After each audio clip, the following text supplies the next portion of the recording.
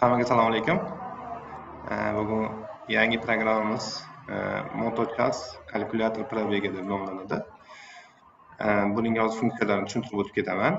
Xo'p, misol uchun Malibu 2 programmamiz, ya'ni Malibu 2 mashinamiz 2022-yilda ishlab chiqarilgan.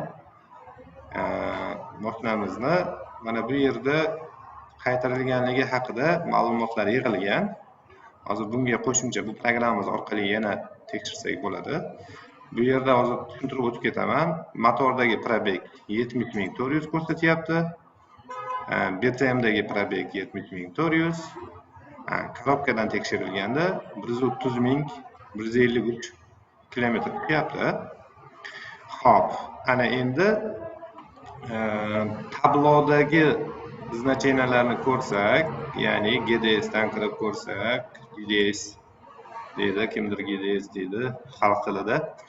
Xo'p, mana bu yerda mana общее время работы turibdi и общее время работы двигателя холостом хода turibdi. Xo'p, bu yerda soatda ko'rinyapti. 5081 kilometr общий yurgan. Bundan 1795 kilometrini xalastoy hodda turgan, ya'ni konditsioner yoqib o'tirgan yoki pechkasini yoqib o'tirgan deyapti. Xo'p, bizning programmamiz nima qiladi? Aynan shu rashyotlar bilan ishlaydi.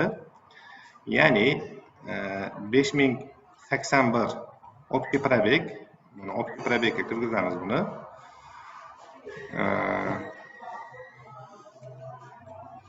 Общийga 5081 kirgizamiz. Bu yog'i xalastoy hodda turganini kirgizamiz. Rashyotdan olib tashlash uchun. Xo'p, 1795. Endi probegini hisoblaymiz. Mana bu yerda mana minut bor, soat bor. Men hozir buni minutda hisobladim, endi soatga olaman. Sababi bu yerda soat. Mana chas turibdi, soat. Soatga olib hisoblasak 135.617 kilometr hisoblayapti. Bu degani mana korobkaniki 130.000 ko'rsatyapti. 5.000 farq qilyapti o'tki rashyot bilan, lekin bu normalniy. Bunaqa probeg uchun 5-10% farq qiladi. Xo'p, itogoda mana klient uchun yana bitta isbotlash imkoniyati bor.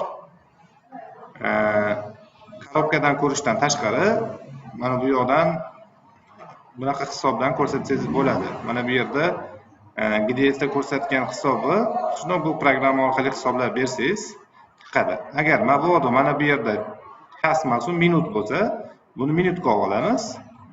O'shanda mana bu holat minutda bo'ladi, bu yerda ko'p bo'ladi. Masalan, 50.081 emas u. Shuni 60 ga ko'paygani bo'ladi. Hozir hisoblab yozamiz. 50.081 ko'paytiramiz 60 ga 304.860 bo'lar ekan. 1795 ni ko'paytiramiz 60 ga. Bu o'zi kerak emas, programma o'zi qiladi-yu, men просто ko'rsatish uchun aytyapman.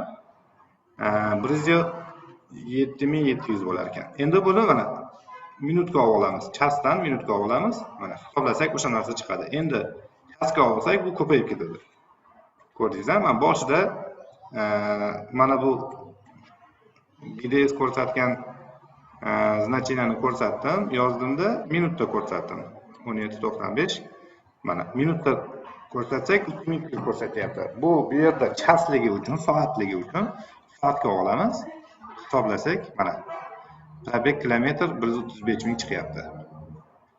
Xo'p, kimga shunaqa programma kerak bo'lsa, murojaat qilaverasizlar. Avtoprog orqali sotib olishinglar mumkin. E'tiboringlar uchun rahmat. Sog' bo'linglar, salomat bo'linglar.